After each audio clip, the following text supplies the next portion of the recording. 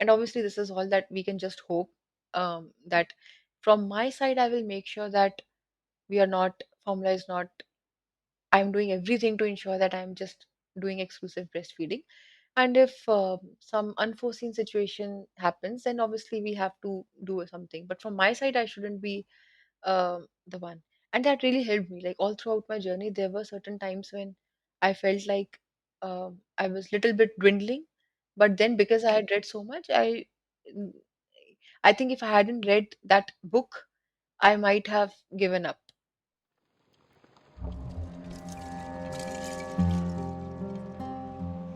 This is the Birth Agni podcast, the fire that brings us alive, that burns myths and opens a channel of authentic natural birth stories.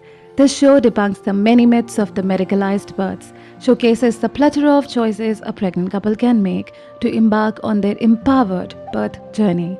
I'm Divya Kapoor, a certified birth and lactation counselor and an aspiring traditional birth attendant. Let's get the flames blazing high. Giving birth in a birth center in today's India can be a practical way to enter into positive, gentle birthing. At times where we are so scared of birth, where we are always thinking of emergencies, all that is incorporated. Especially if you're a first time mother and really, really scared to birth at home, I would highly recommend you to go back to stories of home birthing to, reduce that fear because that's the way nature intended us to birth and that's the best way to birth. But yes, not everybody is cut out for a home birth. So, for all those who want to have a good birthing experience and deserve, yes, absolutely deserve to have a good birth experience, birth center can be a good place to begin with. Having birthed in a birth center, you may have the most empowering experience to begin with and realize that you have all that it takes to birth by yourself, which is the closest to how nature built us to birth. Birth is mostly safe as you're listening to this podcast right now and not worrying about your phone bursting or the charger blowing out. Birth center stories, which is why, are a crucial stepping stone to the changing narrative of birth in the country. Sameha Arora, today on the podcast, is a close friend. She had a fantastic birth experience with Sanctum. She's much like my sister. We form a gang of four. She's a senior technical product manager at Amazon India who also happens to be, or used to happen to be, my 2 a.m. friend, only that space has now been replaced by her son. On to her story. It's been So, Sameha, tell us about yourself. okay. So I'm Sameha. I belong to Hyderabad. I'm currently working as a product manager. And most importantly, I have a 14 or 15-month-old baby now. Uh, Yeah, he's asleep right now. yeah, he's asleep. I hope he continues to be asleep during the duration of this call. Else he'll be the part of the podcast, and that will be his first podcast. No, no, no, that is up to his father. He'll manage. Okay, I have that's asked him lovely. only call me in case of emergencies, so I'm pretty sure. That's lovely, lovely. So, Samaya, tell us about the time when you got to know that you're pregnant. What did you feel then? Did you have any assumptions, an image of the birth, the kind of birth that you want for yourself, or the kind of births you had heard about? Tell us about that. Wow, it like, um, although I knew that we would be talking about birth in this podcast, but still, like, just hearing the question gives me a bit of goosebumps. So mine was definitely a planned pregnancy. I was pretty much looking forward to it, and I was meditating a lot uh, before trying to conceive, and even during that process, and all throughout my pregnancy, I was meditating a lot, and I was really keen on ensuring that I have a calm birth and a conscious one. I had a fear in me that I don't want that the birthing process should go unnoticed or unexperienced uh, within me. I wanted to be aware during that time, and I wanted to be more calm during that time because obviously, idealistically, the images that we have in our mind is that we are welcoming the baby into the world. We want to make it as calm as possible. But then, like, all the movies and all the stories that we have listened from our grandparents and parents and everyone around is that it's so much pain, 100 bones breaking, and like things like people of our generation, it's very difficult for them to bear that pain. So, heard all these things, but I personally really wanted it to be a very conscious experience. So, I was, I was. I was definitely looking forward to all the preparation and that entire duration of experiencing such a magical thing. Like, I'm a human being, and how can I produce another human being just by myself or like with Wow. little help from my husband? So, Like that. yeah. So that process is absolutely magical, like such a creative process. So I was very much looking forward to experiencing that. Wow. So your first thoughts were from the baby's perspective, that you wanted to give the baby a calm, gentle entry into this world.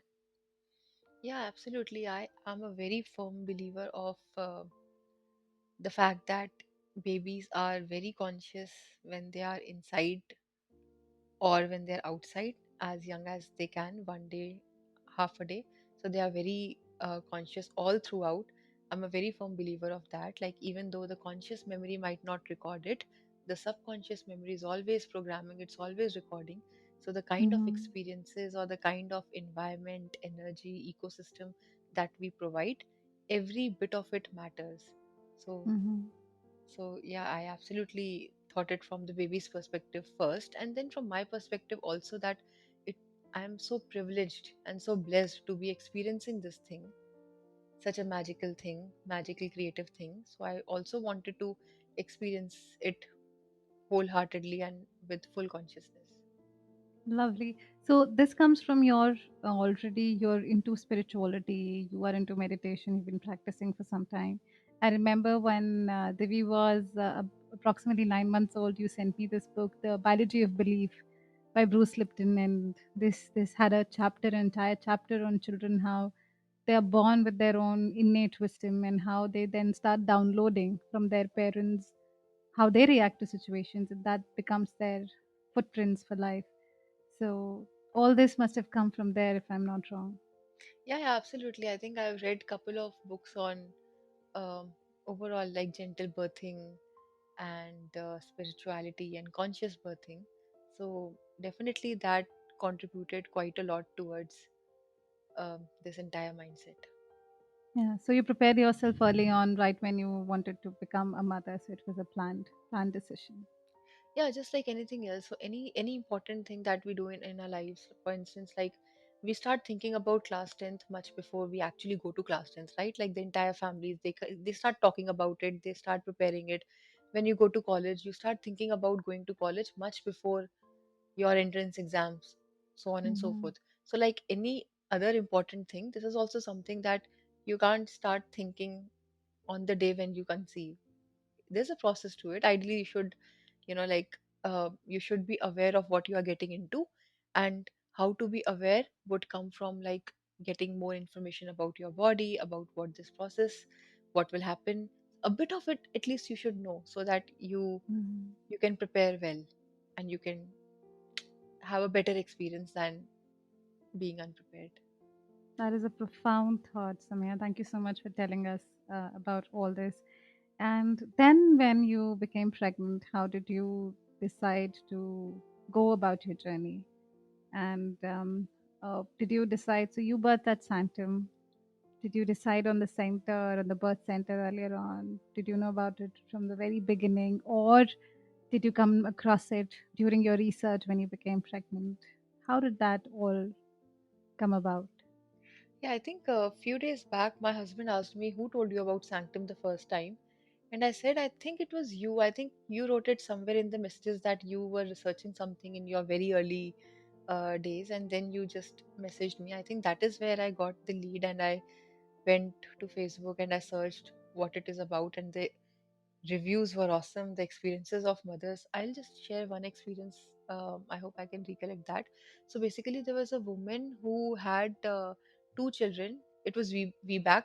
So twice she had surgical um, Cesareans. cesarean, and Hmm. after two cesareans, she had one. vaginal delivery, and she said that it feels like I'm becoming a mother for the first time. And like that statement blew me apart, because not just from Sanctum perspective, but in general from the perspective that that is the difference between a cesarean and a natural birth. Um, Mm. so so so yeah, I really wanted to, reading all through the reviews of Sanctum, I really wanted to deliver there. I called them up. They said that they don't take women in their first trimester. It is it is more convenient and comfortable to get your first trimester done in your nearby hospitals, and then you can come to Sanctum in your second trimester. So the first Mm. trimester, all throughout, I went to a nearby multi-specialty hospital. It was a very good hospital, and I'm a very inquisitive person, because I would like such a, as I said, like it's such a magical thing. Why would I not want to know more about it? So I Yeah. always had a long list of questions to my uh, gynecologist. And I remember for the first 3 or 4 months that I went to that hospital, every time I was kind of put down for the questions that I asked. The fact Oh. that why I'm asking so many questions, and why am I taking stress? Like, because I think the kind of time that these typical traditional doctors give you is like what, 5 minutes, 6 minutes. Mm. They don't want to hear a lot of questions, or questions that are difficult to answer. So whatever, like I clearly remember that my doctor used to, mock at me and like laugh out with my husband that she's Oh. a first, it looks like she's Mm. a first bencher kind of a person, kind of Mm. like asking so many questions. Studious nowadays. Studious, yeah, like, yeah, don't ask so many questions. So yeah, Mm. like obviously I never felt good there, because Mm. um I never felt empowered, I never felt special there. It just felt like patient going, and just like unless and until something is majorly wrong with my body, I can ask that. Otherwise, like I just didn't feel good there. And then when I went Mm. to Sanctum, the first appointment that I had at Sanctum, this goddess of birth, Vijaya ma'am, um, it was, I think, 40 minutes or 50 minutes first session, and it was so empowering. She, like, for the first time, I felt like I am the one who is going to experience and go through that entire journey. I'm the one who is empowered. So I'll have all the support system around me, but it is me who is the main doer. So the shift of power and the shift of control from the doctor to the person who's actually going to undergo everything. A midwife. Yeah, Oh, that you here. Yeah. me. So that shift actually happened there. Otherwise, like normally when we go to hospitals, traditionally it's always like the doctor is in the control, and the doctor is the god, the doctor is the doer. But here, for the first time, she made me feel that you'll have all the support you'll ever need here, but it is you who's going to do all the magic. So that kind of like empowered me. And the first time I felt like so happy, like, the craving in me to actually experience it fully, that started ripening. Wow. So yeah, I think so. Yeah, that is how like I found Sanctum, and that was my experience, first initial experiences at Sanctum. It's a wonderful birthing center in Hyderabad. How far was Sanctum from your house, and how far was the hospital from your house? Yeah, without traffic, I think 40 minutes. With traffic, maybe 50 minutes. But somehow, like, distance was not a major parameter when I was deciding, because like the experience is so important that just the distance for a few months I can bear that travel thing. It's fine. Yeah. Why I ask this because a lot of mothers base their decisions on the time of travel, Yeah. which hospital is near, and especially as a first-time mother, labors are usually longer. Yours was a different case. We'll Yeah, get to that. yeah, yeah. So labors are longer. That is a misconception, no? Like, because from whatever we have heard, it's like Yeah. once the pain starts, you have to go to the hospital immediately. That panic, that Mm. for the new time moms who have not experienced it, they believe that they have to rush to the hospital as soon as possible, as soon as they start getting contractions and they Right. start getting pain. Obviously, that's not true. So you have ample time to go to your um, hospital. So when I actually reached my hospital, I was already in the pushing phase of my labor. Yeah. Still, we had ample time to reach, and still it was not uh, like um, I'm glad I didn't consider distance into consideration. Yeah, that's lovely. And glad you brought it out that it's not an emergency. I'll say that again. Glad you brought it up that it is not an emergency. Mostly in births, it is not an urgency. Your body can mostly take care of itself. And when we go to your labor part, we'll see how you're in the pushing stage and yet you could reach the birth center. And yet you still had time. So your body responds to where and how you are. The labor can stall itself and resume itself. It's not a process that just goes on and on and on out of your control. See, I will get to that. Yeah. And how did Shekhar, your husband, respond to you wanting? And he was on board from the very beginning on the birth center. How was his reaction? Yeah, so see, like typically, um, unless you read something, unless you become aware about what this birthing process is, or unless you have a lot of kids growing around you, you have seen kids um Being birthing birthed. near you, Mm. you Mm. don't get a sense of what this process looks like, or like what are the intricacies of this process, what is the special care that your wife needs during pregnancy. Men generally don't understand what needs to be done. So in my case also, and I think more than men not understanding, it is women who have high expectations, because we are going through so much change emotionally, mentally, physically, and I don't know, in all aspects of being. We are going through so much change, so we believe, we anticipate, and we expect that the other person should at least do a bit of it. But obviously, Yeah. like, the other person's biology is not changing at all, and for them they think that the main event is going to come few months down the line, the pregnancy is going to mature few months down the line, so they have time for uh, settling into this feeling of becoming a father. So for me, Shekhar was like, he always wanted this, and he was always of the opinion that you do whatever is best for you, you decide, you're the decision maker. So if you don't feel good in a typical traditional hospital, he was absolutely on board on trying out Sanctum, and he absolutely loved going to Sanctum because, like, um, they used to crack jokes and whatever. Like, so he had a very good experience with the doctor also. So yeah, he was absolutely on board on choosing Sanctum. Yeah. He had a good time. He was involved. I'm sure he was Yeah, involved he was throughout the involved. Like, the process. doctor used to talk to him also, that what is your opinion? What do you think? In certain things, what do you think? And in some of the things, Shekhar used to feel like, I'm unprepared. What do I think? No, I don't have any questions sometimes. So so Mm. yeah, like, they keep both the partners. That's one good thing about Sanctum. I think birthing is something that if both partners are engaged, the process becomes so much better. So that is something that uh, was definitely there at Sanctum, asking the right questions to both the partners so that he feels engaged right from the beginning. That happened. So I think he was better prepared for what was coming up in the future months. Yeah. As a primal process, yes, partners have a role to play.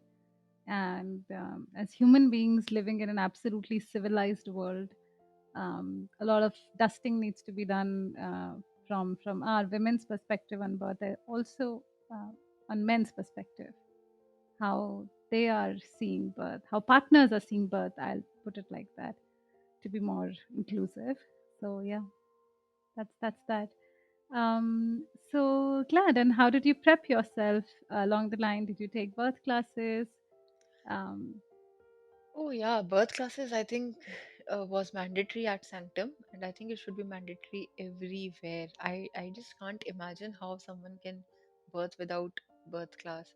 Like, even though there's lots of information that is available out in the internet, and obviously every mother goes through, I don't know, millions of YouTube videos on what to expect the first month, second month, third month. All there are like multiple videos, and we go through all of them. So many things we go through, but still, being part of a structured curriculum, whatever. Like I think in different organizations it might.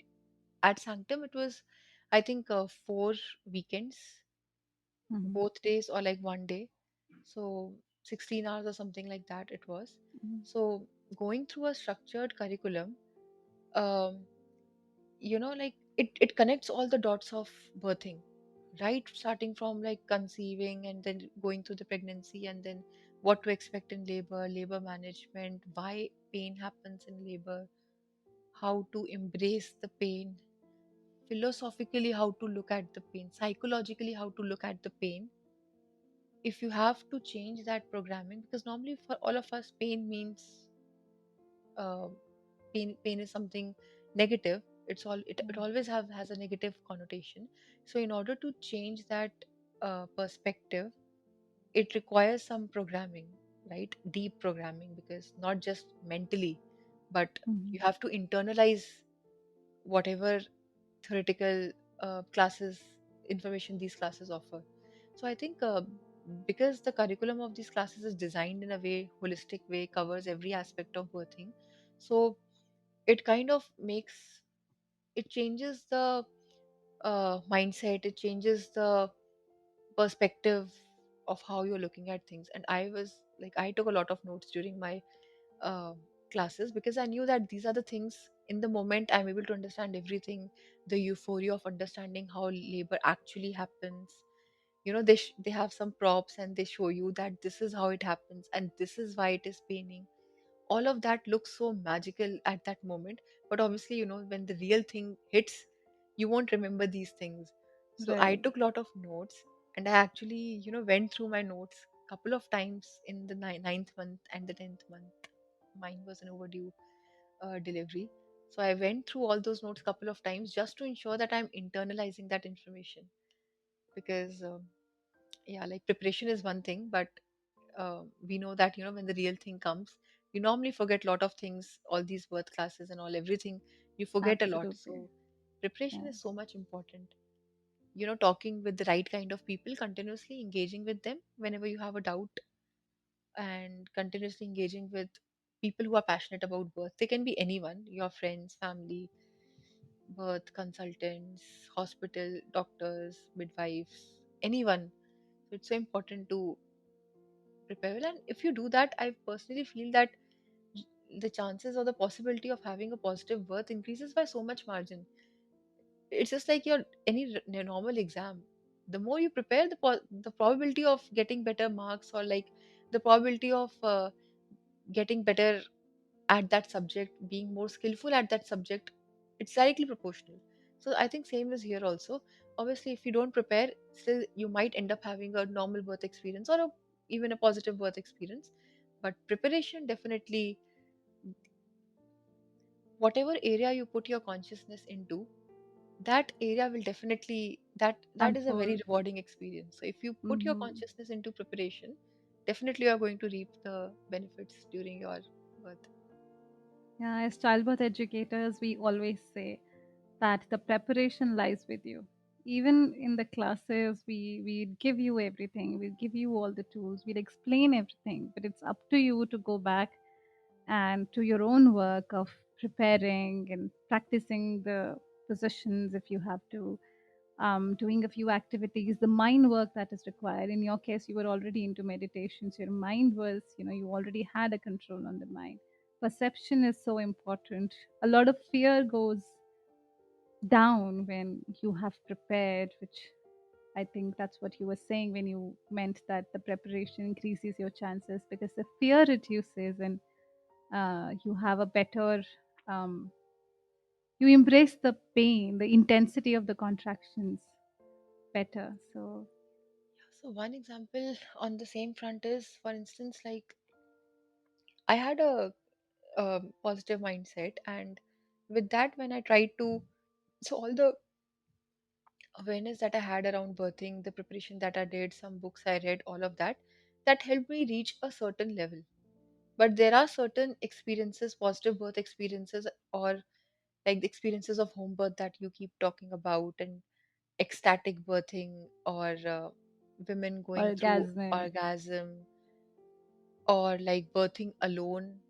not needing anyone to tell what birth positions, no, like not even needing any suggestions or recommendations. I did not know those things while when I was birthing, so I did not reach there. So for me, I was very calm throughout my labor. I was getting some suggestions from my midwives and my doctor, and I was very happily following them. But because I was not aware, I did not have the information about the other side, that these kind of experiences are also possible. I definitely didn't tap into that level of awareness or Space. consciousness, or that space. I didn't tap into that space.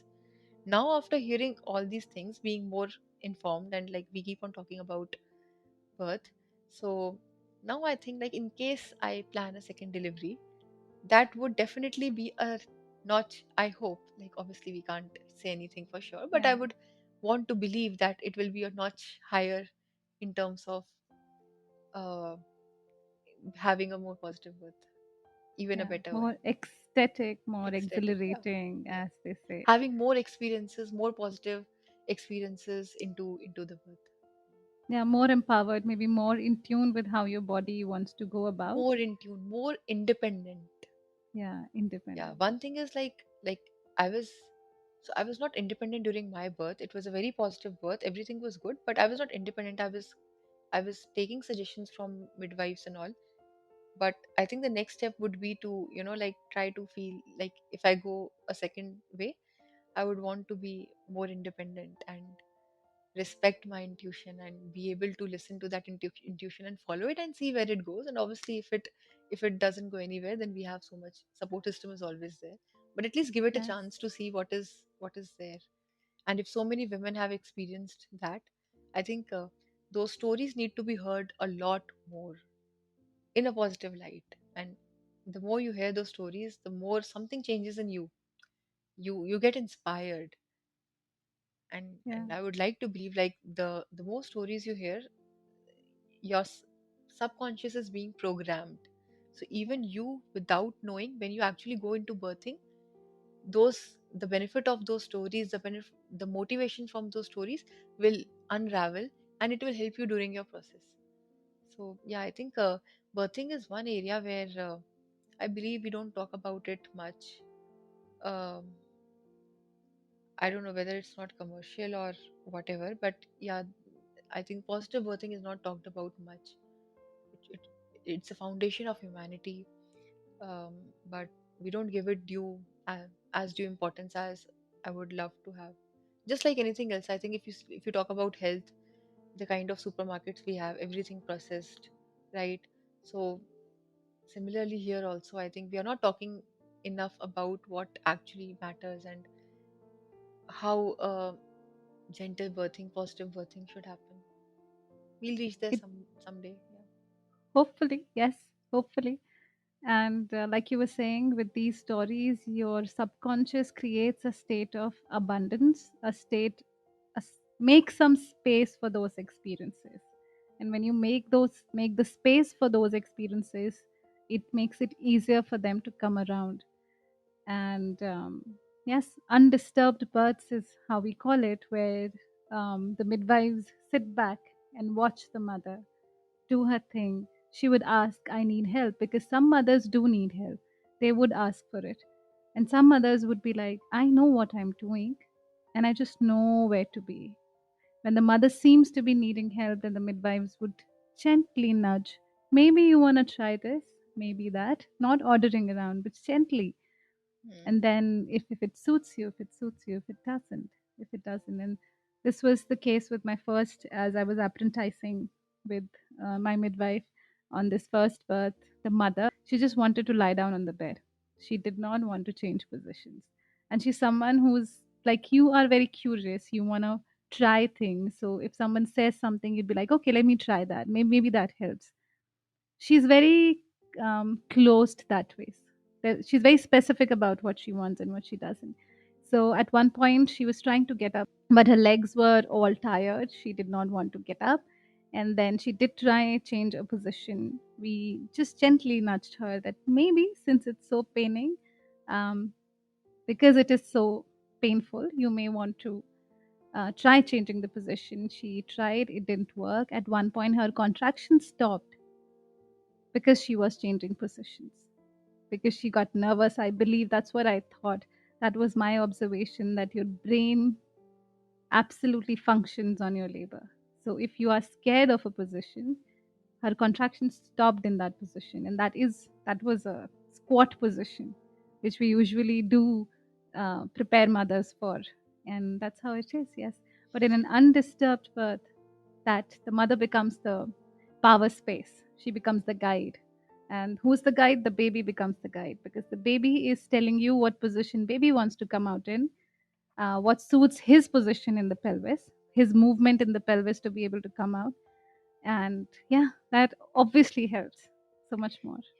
And you talked about how brain helps the labor. So in the Lamas class, when we heard about this entire cycle of how what all hormones are triggered, I think there are four stages or some four stages. I don't remember completely, but when I understood that how nature has built, how the chemistry is built in a way to help the mother and help the labor, it was so liberating to know that like uh, it was like so oxytocin creates labor and stress hormones will reduce it. So I don't remember the complete context right now, but when we understood that, in the Lamas class, we understood that, okay, this is how hormones work. It was so clear that cortisol stress is one thing you don't want to have. You don't want to shout. Anything that remotely has a negative connotation, that is going to harm you further.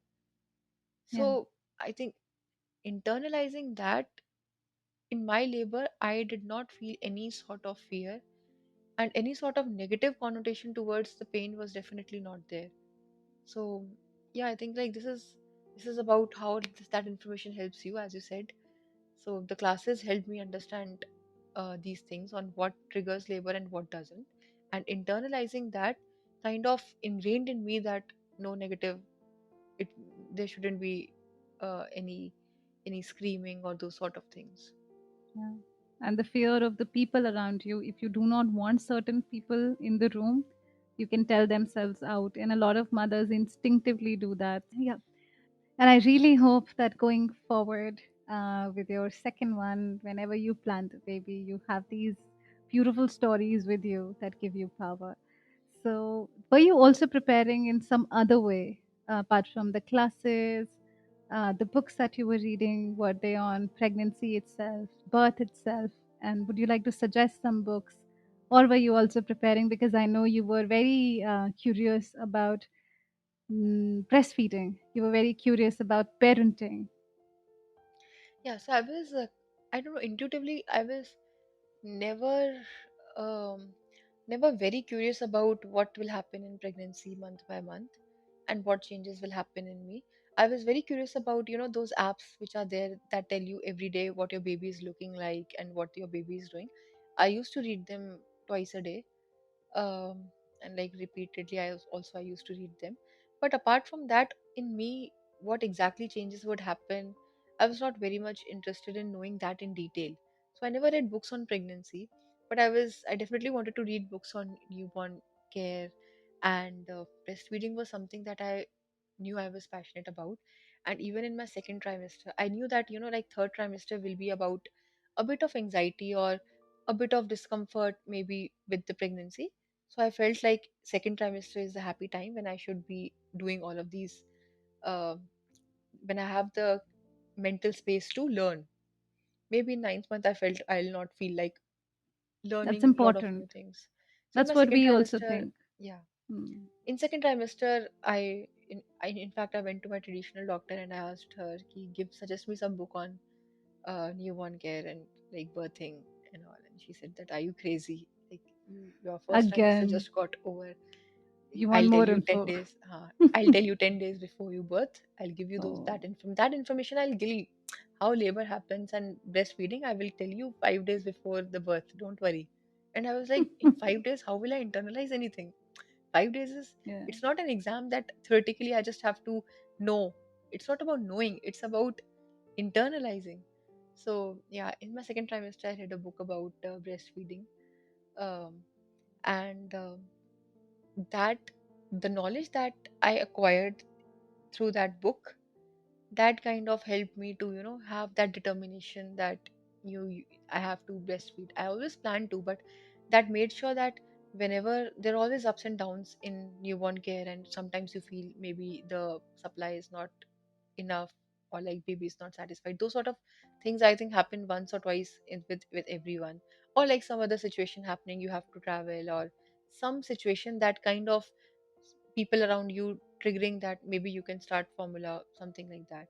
But because Mm. I had read that and the information that it gave me, and on a biological level how it told, how it like the information that I got, that like what happens when you take both, when you include formula in your baby's diet, what happens. Because of that information, for me it was like enter my room. And obviously this is all that we can just hope, that Mm. from my side I will make sure that we are not, formula is not, I'm doing everything to ensure that I'm just doing exclusive breastfeeding. And if some unforeseen situation happens, then obviously we have to do something. But from my side, I shouldn't be the one. And that really helped me. Like all throughout my journey, there were certain times when I felt like I was little bit dwindling. But then because I had read so much, Mm. mm, I think if I hadn't read that book, I might have given up once or twice. But because of that, I Mm. was like very much determined to continue. So we've already spoken about the education you took and how you were prepared. You were so interested. You were also interested in breastfeeding specifically. But did you know when to go to the birth center, when the labor would start? Were you prepared for labor? How the labor would look like for a first time mother? Yeah, so definitely the entire childbirth classes that I took, they prepared me well for the labor. But obviously, like anything else, the way you imagine or the way you prepare for it, when the actual event unfolds, it's altogether a different story. So obviously, I did a lot of yoga and breathing practices, breathing techniques, different kinds of breathing techniques. And like I used to kind of practice those breathing and practice imagining that okay, there's labor, and okay, there's lot of pain, and I'm doing this breathing exercise and it is helping me. I used to practice those things couple of times. But um, and I think going to the birth center, so what we heard was that like once your water breaks, after that you have to relax. There's no, that just means that the labor would probably start progressing a bit, in a bit faster way, but you still have to relax. There's no need of even thinking of going to the hospital. You have to keep practicing your labor management techniques. So so yeah, so I knew that like only when the pain kind of becomes unbearable, that is when you think about going to the hospital. Before that, this, like even if you have strong pains, you, it's still fine to be at home and be with your family, be in your comfort zone, and keep in touch with your doctor so that the doctor can advise you when actually to come to the hospital. So my labor actually happened after midnight, around quarter to one in the night. That is where like I woke up with contractions, and I felt that I was dreaming about contractions. So I woke up with very strong contractions, and I started practicing whatever I had learned. I started doing those breathing exercises, but they didn't help at all. So I was very surprised, and because like all of the thought process and all everything that I had prepared, I tried doing it little bit, but nothing was helping at all. Like the pain, it wasn't helping at all. And I was surprised that, like, what are these childbirth educators and these Lamas classes? They keep on saying that you should do these breathing exercises, they'll help. This is not helping me at all. So, This is very critical, very critical. So, in my practice in the last, with mothers, I've learned is I do not tell them that this is what you have to follow. Now I tell them that this is the range of coping mechanisms that you have. You may want to instinctively then and then choose which one helps you because it's not necessary. There's no standard. It's you, your body, your situation. And from what I'm hearing, did your contractions actually begin very intense? yeah, yeah, very intense. Like, they were very intense. definitely. And that is like later in the hindsight, I thought that probably, what is that called, the initial phase of labor, when it's not very early Early labor. labor. So that early labor probably didn't happen with me, because what I heard was the initial contractions are something that you feel that your body can easily take, and they grow slowly. But for me, I had that those apps are there where you can record how many seconds are between the contractions and all. I did that, and my even my Yeah. first contraction, I don't remember. It's been like 1.5 years. I don't remember the specifics, but my first contractions were within the limit when the doctor actually starts saying that you can come to the hospital. Normally, like you can come to, like, it was less than 1 minute. 40 seconds or something was the difference between contractions, sometimes 40, sometimes 50, and they were lasting for sometimes 15 seconds and sometimes 30, 40. So that is how it started. So I believe this is a range of not an early labor, definitely. So yeah, so initially I did all these like breathing practices. It was not helping much, but still, obviously, like, that's all I can do. So I did that, and like whatever my intuition was asking me to bend this way, that way, and all of that I did. Then my water broke, and that is when I actually called Sanctum and my doctor. So the doctor asked the color of the water. I said, Midwife. Call her midwife, please. We are not very, like, I'm not supportive of doctors. Say you called your midwife. वहाँ से. yeah. So I called my midwife, and she asked what is the color of the water. It was slightly orangish or slightly brownish. I said the same, and like the midwife said that it should be towards yellowish tinge. And because this was my first time, I felt like, okay, maybe I'm seeing wrong color. Yeah, yeah. I said, yeah, yeah, it is like yellow only. So then she said that I want to listen to your contractions. And she was on the phone. She heard me through the contractions, and she suggested me some positions, new positions, like pillow castle, where you like surround yourself with lot of pillows. That really helped me a lot. And my midwife said that whenever you think that the contractions are becoming unbearable, just come to the hospital, just come to the birth center. So that pillow castle thing really helped me. And this is why I think, like, deeply knowing the labor management techniques really helped, really helps. And everyone should actually note it down. It should be in the paper somewhere stuck on in your room, that XYZ are the labor coping mechanisms, and you should try, because in that moment the women might not know what all to try. One thing is to go with your intuition, but as you said, like, not especially for the first time moms, and especially in the kind of society we live in, I don't think so, like, lot of women would be so bound by their intuition that they would know that we have to build a pillow castle and that might help, right? So these things should Right, actually be right. noted down, and I think Lama's classes and all, they should give out that pamphlet, that this, just stick this in your wall, on your wall, and follow it. So yeah, I think my contractions then gradually started becoming more and more intense. Before you like go there, I want to ask you, how did the castle look like? How did you make it? Yeah, as many pillows as possible from all across the house. We got all the pillows. So there was a picture that my midwife had sent. The legs should be little upwards, and like all throughout, your belly should be very much supported by pillows. Your back should be supported by pillows. So all across, like, pillows, lot of pillows around you.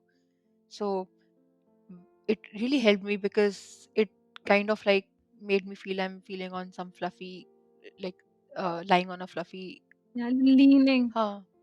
Teddy Yeah. bear. You're leaning on something. Yeah. Okay. That's how it. And during my labor, my husband was there, my mother-in-law was there, and they were stroking my hair and like stroking my feet and all of massaging my feet, those sort of things they were doing.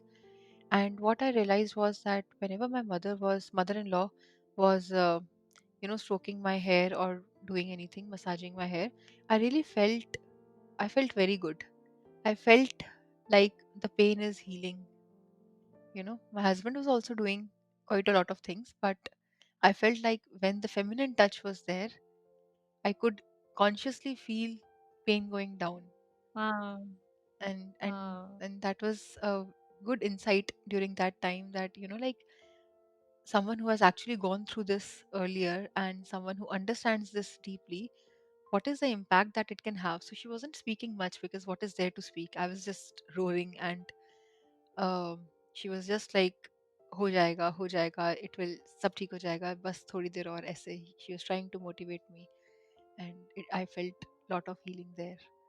So I think having the right people around you during a labor, that really helps, and you should just like go with an open mind, and from some or the other place support will come. That is how nature is normally built.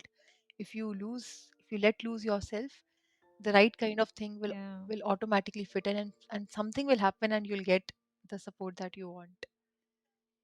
You always Yeah, you're held always held, whatever exactly. you But the choose. important Yeah. thing is that you should shut down your conscious, or like the anxious part of your mind, the anxious part of your brain, or the controlling part of your brain that wants to know, wants to plan, wants to know exactly what help will come, how much will it help, all of that analytical mind that we have, that definitely needs to be calmed down and taken over by a more positive mindset that, things will, this is something that is happening for millions of years.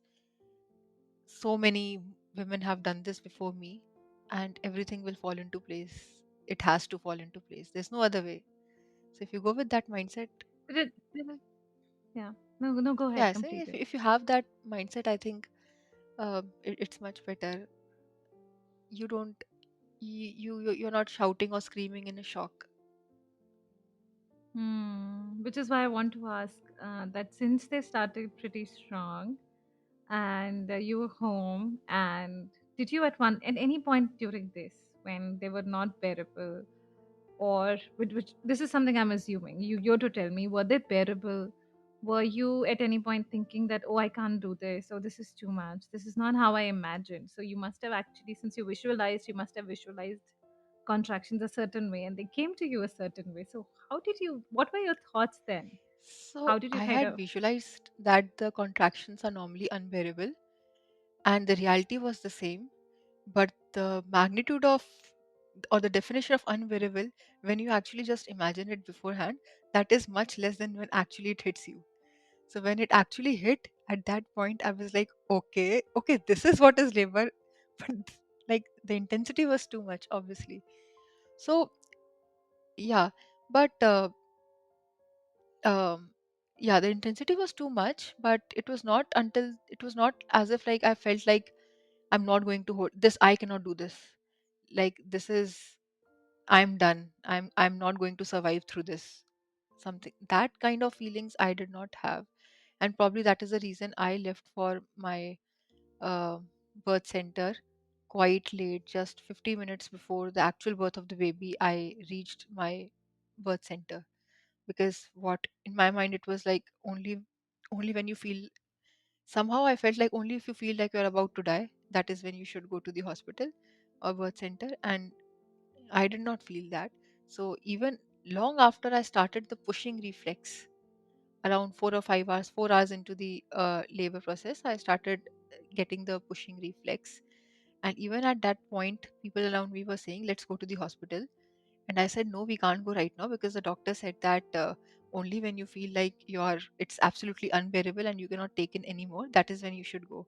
And somehow my standards of, I don't know what, I kept saying that, no, we can't go to hospital right now. But after a point, but you had the pushing yeah, I had the reflex, pushing. your I baby think was right. I think majority part of my labor went at my home only. All of that, the main part happened at home only. So at one point, my husband felt like that it's okay. We'll come back if the doctor says that you don't have to get. My midwife says that you can go back, but let's go. So that is when we actually left for the birth center, and within 50 minutes, the baby was born. And then how did things go at the birth center? What did the midwife say? Because your was already broken. So she must have gone in and checked something. What did Yeah, they so as do? soon as I entered, because like mostly first time moms, they normally end up coming to hospital or birth center much early than they actually should. And like even with some minor pain, they start feeling like it's the end of the world. And that is what normally the experience is. So even before giving me a room, while entering the pathway towards that room, they asked me to like go through a contraction there itself, just to see like how strong it is and like with what tenacity should they start doing all the prep work for birthing. So yeah, that contraction was very intense, and then I went inside, and when my doctor examined me, uh, when the midwife examined me, she felt like that is a meconium. It's a meconium case. So that is when they told me that the baby has passed meconium, and we need to be little extra cautious. We'll monitor a little bit more. So the heartbeat and all we'll keep monitoring. I was absolutely fine. Then they did not even check my my blood pressure and all, because they felt that I'm already pushing strong. So there was no signs of tiredness. I was not at all tired all throughout my labor. Right. I was, Wow, you had the I energy. had all the energy, and the pain was also very high. But it's not that I was exhausted. Like I don't know why, but yeah. So Good yeah, thing. good thing. Everything is good thing.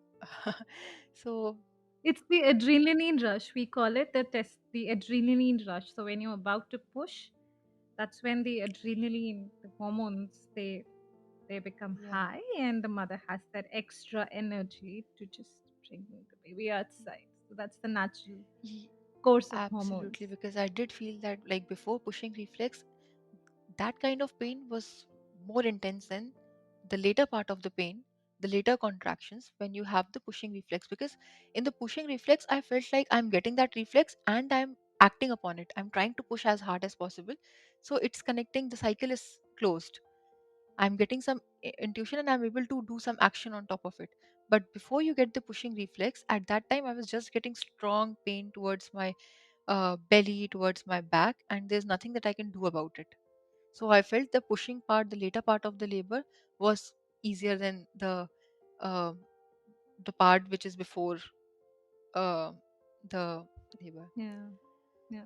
I never asked you to describe how contractions felt. Now that you were explaining, it was a push in the back and in the front. How did that feel if you could go there? It felt like some mountains are moving inside me.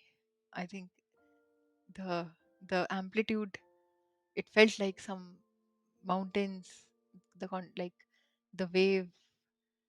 But one good thing is I had internalized so much that all of this, whatever this pain is, this is actually a contraction, and this contraction is uterus expanding and contracting. I was really fascinated by this fact, like that this is what the pain is. For me, it was like it's another thing to just understand it intellectually, but for me, I felt like it really helped me, take the pains in a very positive light. That this is how you welcome your baby. This is the uterus is expanding and contracting so that the baby can come out. And obviously we understand that basic physics, and especially in all these childbirth educators, they show you how all of that, how it happens. So that plays a lot of role into seeing the pain in a positive light. Otherwise, by yourself, without this information, you cannot bridge that gap, that okay, pain is what Yeah, exactly that pain is. yeah. May even want to fight it than Yeah, embrace yeah, it. you might want, like, because why, that is a default thing. You want to fight all pain. That is how we are built. But with some amount of like conscious programming, we can change that mindset, and to some extent. But I think, yeah, The birth center. There was no panic around your meconium. You presumably had passed meconium already with your like the first few contractions. So somewhere around 4 5 hours of meconium being there. yeah, I'm not sure 4 5 hours, but definitely 2.5 hours is, because once the water broke, that is when we know that the baby had passed meconium. Now, how much in advance the baby passed meconium, we don't, I don't know that, and I think Yeah, we you can never can know that. never. Yeah, Nobody can nobody know. can know that. Nobody Yeah. can know that. Yeah. Yeah, so once we reached the birth center, my midwives were there. They were like so nice, and their voice was so calming, and they were like so chilled out, as if this is something, nothing, this is nothing unusual, and it's something very common. It's something, and even I was quite, I was also not like panicking or something. I was also calm. during the contract, like in between the contractions, obviously not during the contractions. That time I was roaring at the top of my voice. Yes, tell us about the roar. You instinctively wanted to roar. Is that you something like that you told me? That you instinctively wanted to. Yeah, I think, yeah, that comes from within, so that is absolutely uncontrollable. And I think I've heard that, sometimes women hesitate on what kind of voices they can. I i haven't seen those cases, but at least I've heard that some people hesitate. But at least in my case, like, I thought that when so much is happening in your body, that's the least thing that you can think of on how you should behave in a certain way, or not, or what other kind of voices that should come out of you. So yeah, so for me it was like absolutely roaring voices, strong voices that were Yeah, coming naturally.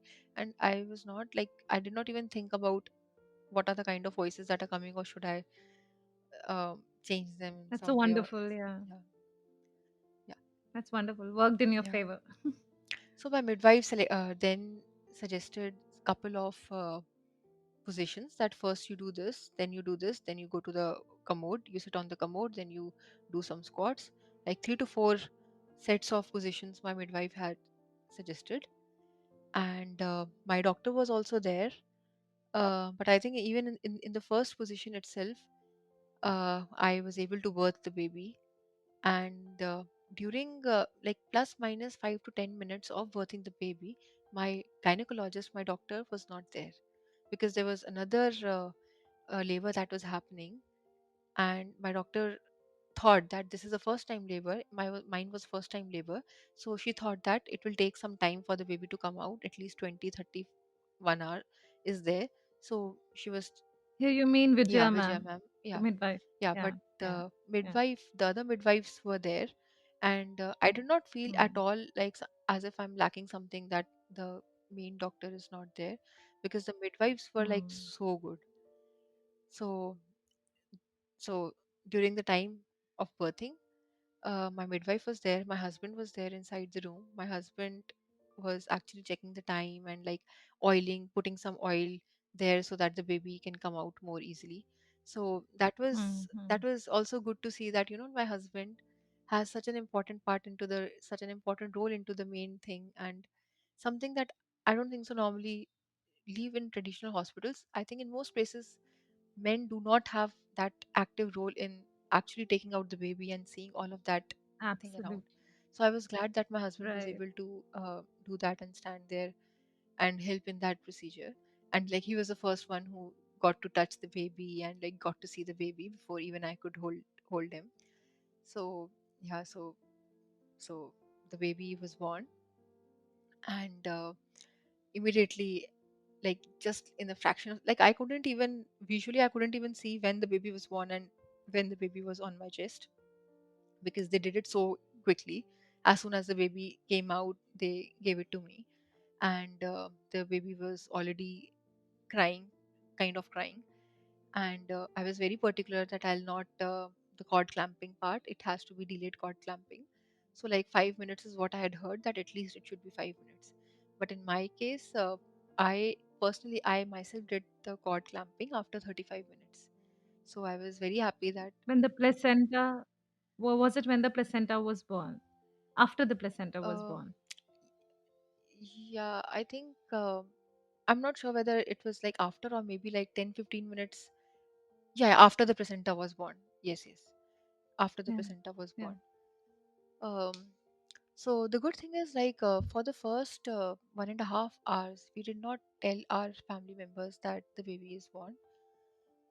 There was like my husband and we did not even think about touching our phones.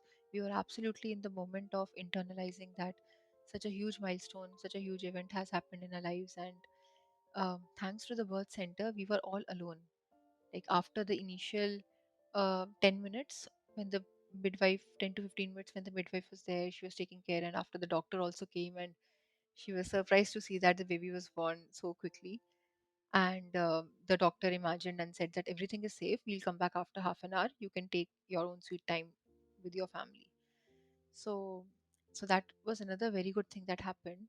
And I think everyone should follow this, that for the first 1 hour, which is the golden hour of the baby, It's not important to talk to your Mm. family members or inform them. The grandparents can know 1 hour late that the baby Absolutely. was born. Nothing is going to happen. So we completely cherished that time when only me, my husband, and the baby were there, and we were trying to internalize what has happened and what this bundle of joy is. And like, it takes time to sink in, like, what it is. Us, yeah. And Yeah. so yeah, and like, actually I was like, kind of consciously very, very, very aware and conscious about trying to note down that the 8 phases of the baby. In the first 1 hour there are Yeah. 8 phases of the baby, when the baby is Yeah. trying to Stages states of of the the baby. baby, when the baby is trying to Yeah. acclimatize and then accept, or then tired and then trying to find the milk, all of those Breast. things. Yeah. Crawl, yeah. Crawl. Yeah. Yeah. So I was like, breast crawl, I was very curious to see. So in my case, what happened was that the midwife had put uh, the baby close to the breast, so I could see little bit the baby trying to move around and trying to find the uh, Hmm. breast. But I didn't see the complete crawl, like from just the bottom of the belly The to belly. upwards. That was not done, and I think it's absolutely fine.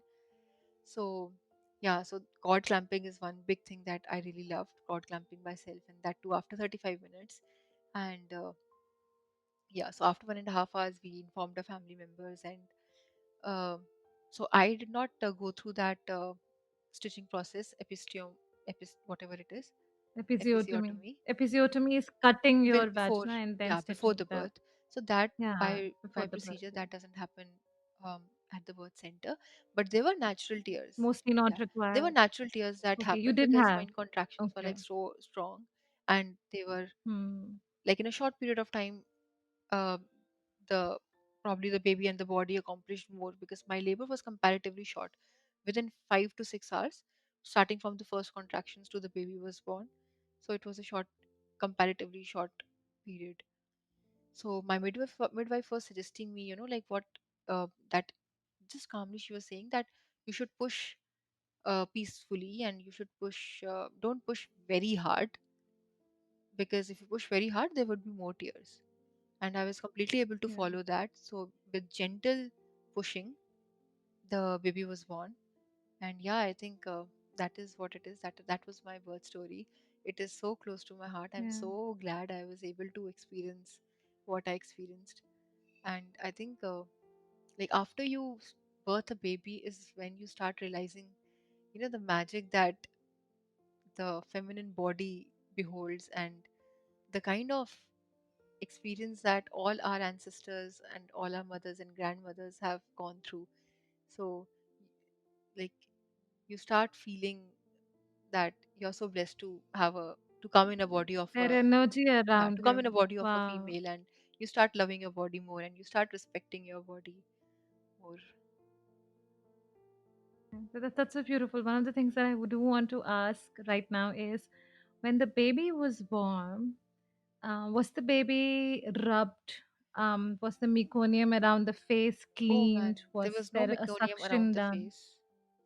The baby was absolutely clean. Lovely. And why would they do all of that? Oh Yeah. my god, no, obviously not. Obviously not.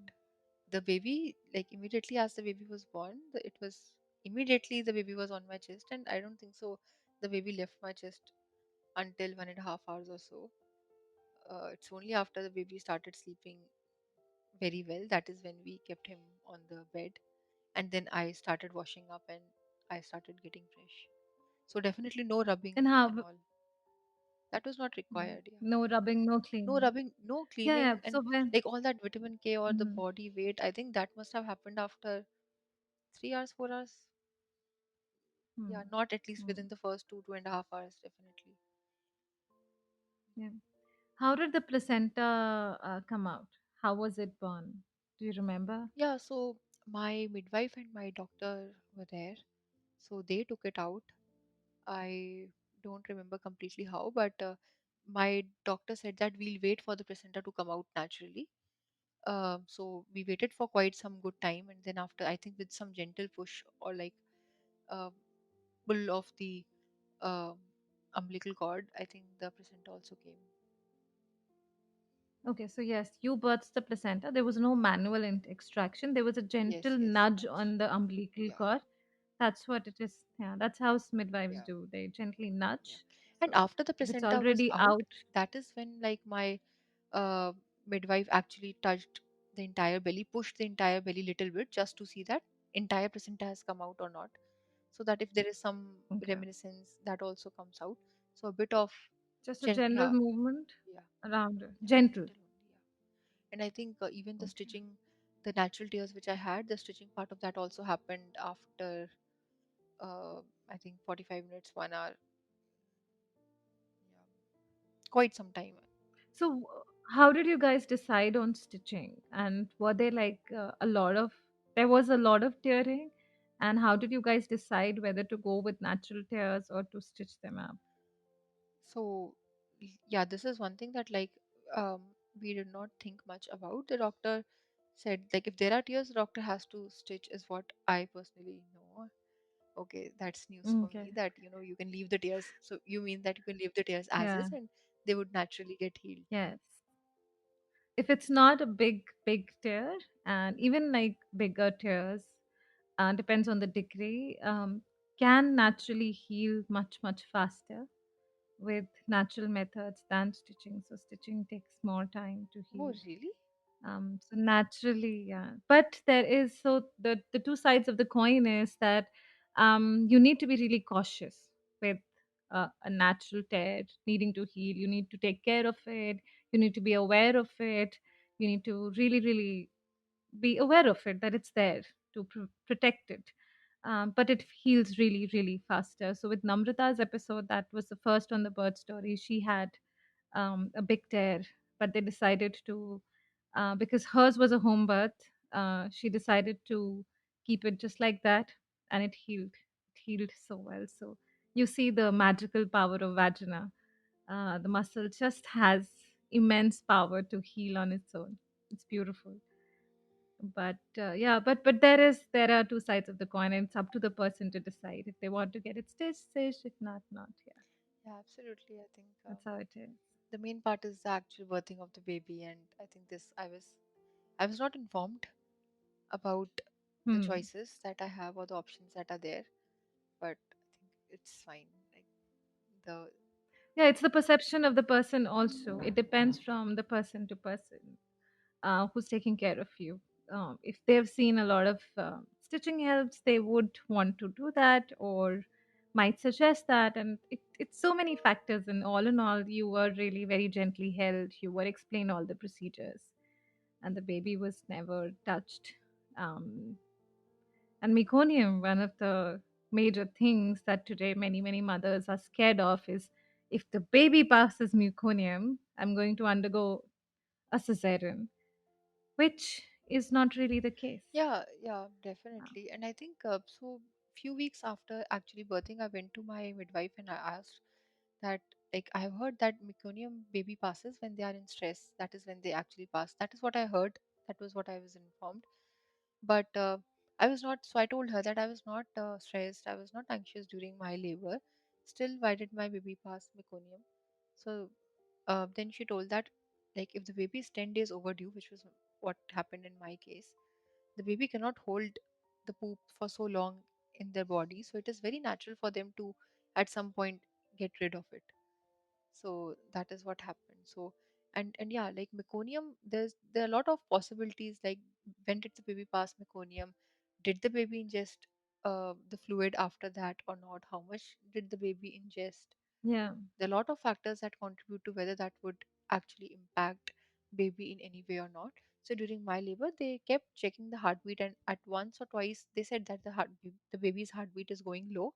So we'll keep monitoring, and in case there are any issues, then we will think of giving you oxygen or something, some procedure. They said that we'll think of X if it does. But I was not at all um, anxious at that point. I knew that like it's absolutely fine. The heartbeat can go up and down. I I knew I had the trust that labor or the contractions does not harm the baby. This is not stress to the baby. All of what is happening. So uh, it's not that the heartbeat going up and down is a sign of stress. that is so profound. And your baby was 10 days overdue. That is overdue, saying that the assigned due Uh-huh. date, which is usually an Yeah, yeah. assumption. Yeah. Yeah. So it was 10 days overdue. Lovely. Such a beautiful experience, Samaya. And how did your after contractions go? What is after contractions? Okay, so after contractions is when you have so were you on pain medication or something? So you Oh, have the of same. course not. I was very clear. Pain medication was not in my dictionary at all. I had Okay. that mental setup, epidural or something. Hmm. Um, I learned about them in the birth classes, obviously, because you have to go with an open mind and intellectually I had to understand what it is. But like deep inside me, I kept saying that this is not in my dictionary. So definitely And at no point you felt no, no, no. that It you didn't occur cannot to do me it. that some medication needs to be, something needs to be done to fix this. That didn't occur to me. But yeah, obviously those things were there. That some kind of massage happens. Like when my mother-in-law was stroking my hair, I kept saying do something that this reduces. So like massaging and movements and those sort of things was there, but anything artificial or anything chemical that definitely didn't even occur to me. Yeah, it was completely Yeah, unmedicated, and to a lot of extent yeah, yeah, undisturbed yeah, birth. definitely. Lovely. And Jagrav was able to breastfeed pretty well right from the Right from start. the There were start. no problems. Touch wood, touch wood. Right. Right from the start, the first latch was a perfect one. Obviously, I took some time. I took 2 days to learn how to do it myself, how to latch it myself. But from the baby's perspective, everything was absolutely fine. That is what happens in usually in undisturbed births, where the baby retains its reflexes because the baby can latch on its own. The baby can figure out where the breast is. That's there, the nature provides it. But usually, when there is a medicated birth or a disturbed birth where the mother is not given the space to let labor unfold the way it does, the baby also gets drugged. And in that process, the natural reflexes of breastfeeding get suppressed, and then it becomes harder for the baby to latch, for the mother to go through. Postpartum becomes harder. It's just a vicious cycle. It keeps going and going and going, but yours was a beautiful one. Yeah, I think I don't have. So after contractions is basically you have contractions with breastfeeding. So every time you breastfeed, your uterus goes down. So did you have that pain? No, I did not have those sensations at all. No. I like And you weren't given any pain medication later no, no, also. no, no. Like no medication after After birth. birth, I must painkillers. I must have been given. Yeah, yeah, painkillers. I was Which given is why you painkillers, don't. and there was some red light Okay. healing also. Some red light was there, uh, which was put Hmm. there so that it heals faster, thrice a day. Um, that procedure was there. What heals faster? The The stitches, for the stitches? stitches, What heals for the faster? stitches, they had put Okay. some lamp kind of a thing, which was some, I don't know what kind of rays they were emitting. So Hmm. some red Hmm. light was there that they said that it heals faster, much faster, and obviously the some gels and all which helps to heal faster. Those Hmm. kind of gels they were Yeah. applying there. Okay. And was there how was your journey with the stitches post birth? I had the baby. I told, like, my doctor, kept saying, I'm so sorry, this will hurt you a bit. I'm so sorry I'm doing this, pricking a needle there. And I said, doctor, do whatever you want. My baby is in my hand. I don't care at all. So I think there were like whatever 5 tears that were there, and 3 injections is what they had to give me before stitching it up. They gave 3 injections Mhm. at Local anesthesia they must have local given you. anesthesia, and obviously, like, it felt like pain. It was pain, but I was not in, like, mentally I was, I don't care, like, it's just a physical pain. The baby was there, so the baby was in my hand, so it didn't bother me much. So I said, do whatever you want. I'm like, I did not even utter, like, my even my facial expressions did not change with when she was doing that. And that is something that even my midwife called out, that it's great to see that, you're able to not even not even a single sound with all of that. So Wow. What position did the baby come in? Um, it I was like I was on the bed because my doctor or midwife felt that like it will take some time for the baby to come out. So after that, as I said, they said that we'll do squats and we'll sit on the commode, and that is where that that is what they were planning. That those were the positions when the baby would actually come out. But in my case, I was on the bed in an inclined position and with my legs uh, upwards and the body facing downwards, and the baby with some pushes the baby came out in that position, but I was due for squats and all, like more natural kind of positions, but the baby Yeah. came out More more upright. upright positions. Yeah. uh, yeah, but the baby came much earlier. The baby decides. Yes. The baby decides how and when it wants Yeah. to come out. Can't do anything. It's just nature's Yeah, intentions. and I like really believe that. So that like I was smiling between the contractions, even during the last 5 minutes between the contractions. I was smiling at my doctor, and my doctor was like Wow. little bit serious because this was a case of meconium with heartbeat going down. So she was the one who was responsible for everything. But I was personally, I knew that everything will be absolutely fine, and I was kind of smiling, smiling in anticipation that okay, finally the moment is here, and this is what it is like, the such a big thing of like birthing a child and everything that I prepared for in the last 9 months, everything that happened to me. This is the epitome of all of that experience. Mhm. So I think, yeah, because of that, I think like there was no obstruction to the baby or to the body. Everything was going smoothly, and that is why I had a shorter labor compared to many more Mhm. cases that I have heard where like if there is slightly some stress, anxiety, nervousness in you, that stalls the labor, and the labor is much more It does. painful in that case. So I think thanks to that, my labor was comparatively short and crisp, and obviously all labors are intense, so it was intense, but at least it was short and like smooth. Yeah. How was the sense of euphoria? Did you have a sense of euphoria right after the baby was Absolutely born? not. Joy? uh No, you didn't.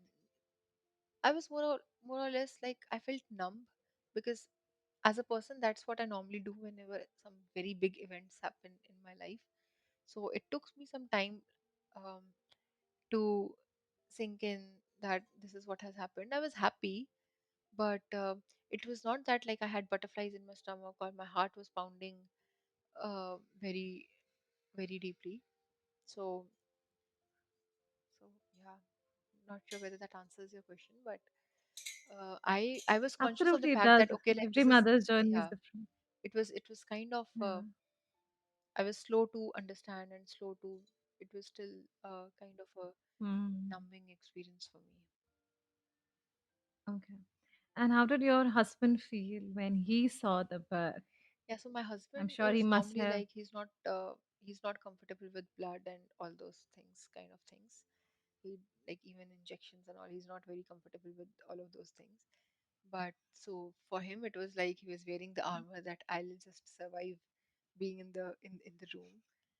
So um, obviously like because as I said, like during the birth, 5-10 minutes plus minus, my uh, gynecologist wasn't there, so he had to do some like the oiling and all that part, and like be active and be more active than he would have if the doctor was there.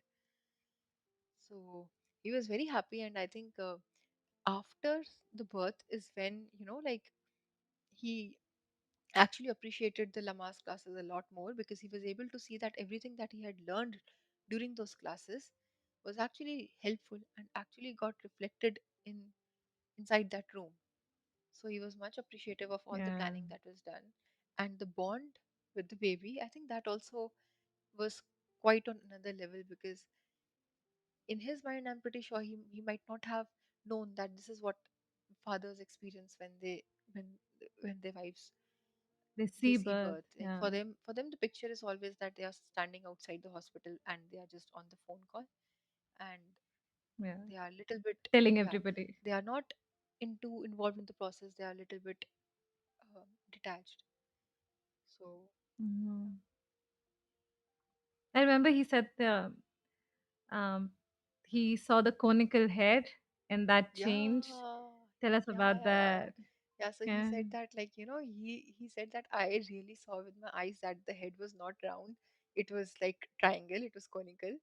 And he said that as soon as the baby came out, the head became round. So that is a very unique experience that you normally don't get to see that in your life. And he got to see that for his own baby, that the shape of the head, how it is changing. Yeah, so your baby's big head can actually D shape. That is D shape as in it has the bones that can move over each other, make a cone, adjust in the pelvis of the mother and come out. That's the mechanism. Nature knows how to fix itself, and there's nothing to fix really. It has its own miraculous design. The bones can actually overlap and move over each other so that the head becomes conical, and when the baby is born it shifts back into its natural shape, and you can see that it's just that magical. Yes, The bones can move. The bones of the skull are movable of the baby. So your baby's big head is not a problem, and it is not an emergency. absolutely, It's just normal. absolutely Oh, magical. And I think only after going through that experience, I have become so passionate about everything related to birthing, which obviously earlier I was not. And I did not know that this space is something that would become so close to my heart. I would become so passionate about this, and passionate about trying to put my bit into the world, that other people are also motivated, and the such an important thing, something that is such a foundation of such. humanity, that should Absolutely. be done in a very peaceful way, in a very positive way, given its due diligence, without much adulteration. And I just hope, like, one day the society changes, and the norm is gentle birthing, and not what it is currently done, Cesarean. like It is a cesarean. cesarean, Yeah. or like just considering mothers like a passenger Risky belt, birth. one after the other. Mothers are Yeah. coming, they just come, get the baby out. Babies not being considered as a conscious piece, they are like just considered something that they can't speak, they can't respond, so they are not given their um, due care. It's like I can't imagine how the medical fraternity can cut the cord. In most cases they cut it within 3 to 5 seconds, immediately. Right when Divisha was taken out of my womb, I could see it. She was taken out of the womb and cut Immediately. right there and then, immediately. My poor child did not get the blood she deserved. Where did the placenta go? I don't know. I was still shocked with what happened, and she was brought to me naked, naked, stark naked in a tray, in a steel tray. And I looked at her and I was like, this doesn't look human to me. My thoughts sitting on the OT table was that this is not human. That's what they do to babies. So sorry. It's yeah, that's why women have to collectively come together and speak like you're speaking, tell like you're telling. Yeah, thank you so much. Do you want to say something else? I'm sorry, I had to end on this note. I can just say that it happens for a reason, and whatever has happened has empowered you to be where you are, and to touch others' lives, which you wouldn't have done unless you had this experience for yourself. So, thank you so much for the work that you are doing. I am absolutely, absolutely certain that the face of birthing is absolutely going to change in the next 2 decades. It's going to absolutely be upside down, very different from what it is right now. It will be gentle birthing. People will become more and more aware of why birthing needs to be gentle, and that will become the, They have a yeah. choice. That they have a choice in birth. It's not the authorities. They don't have the choice. They can't decide on your body. On deaccelerated, normally deaccelerated fetal heart rate, or somebody needs to go home, or there's another mother in labor. There has to be a mechanism in place. Yeah, and like, it is not like a regular disease that needs to be treated. that difference should be there. It's a very natural process, and only if there are any major complications, then only the blessing that we have, which is C-section surgery, it's a big blessing to humanity, right? But it should be considered only in the emergency cases, and that is what is the problem. It has become the norm, whereas it should have been something that happens only in 10 or like just emergency cases. Right. The real emergencies and not the perceived emergencies. Yeah, I have perceived. So I was just listening to a video about from a doctor, and they were telling that natural birthing is built in a way that even um, just few days before birthing as has to happen, the bacterial flora of your vagina that increases, Changes. that changes, so that Right. because it knows that when the baby will pass through it and the baby will be all surrounded by that bacteria, that the baby will absorb, and that will help the baby survive better in the outside world. And all of that we are Absolutely. bypassing by doing anything other than uh, natural birthing. More than the mother, it's sad for the babies, the newer resources, the newer generation that is coming, that is being born into the world. Yeah, the mother's poop, all that when the baby comes into contact with, that decides the gut bacteria of the baby, the immunity for life, all that is required. The chest, it gets compressed in the vaginal canal, so excess amniotic fluid just gets released naturally. Oh. Whereas when a baby is born by a surgery, the baby, because the mother doesn't see that, right? Nobody's seeing that. Men are usually, the partners are not allowed in the OT for certain reasons. They would use a tool to suck the amniotic fluid out of the lungs and the nose of the baby, and that's painful. Imagine that's painful. You've been born and you're being given all these procedures. Do that, absolutely do that when the baby needs it. But why, when the mother is capable and the baby needs that? That's the rite of passage into birth. The rite of passage, the first rite of passage for the baby, the gateway into earthside. Mm, Let's stop messing with that. It's stupid, mm. downright brutal.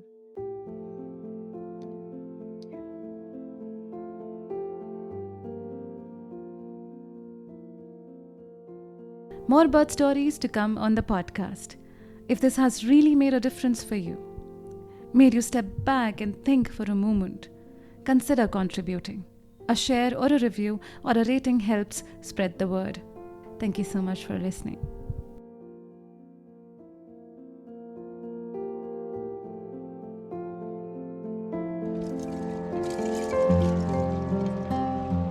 There is a field beyond fear where the body is empowered to take on labor and birth. To land there, it is crucial to take birth education. To enroll into our unique labor and birth preparation course, reach out to us at www.birthagni.com or scroll through all available prenatal and postnatal preparation classes. Thank you for listening, all in the spirit of birth, womanhood, and freedom. Remember, you got the bar.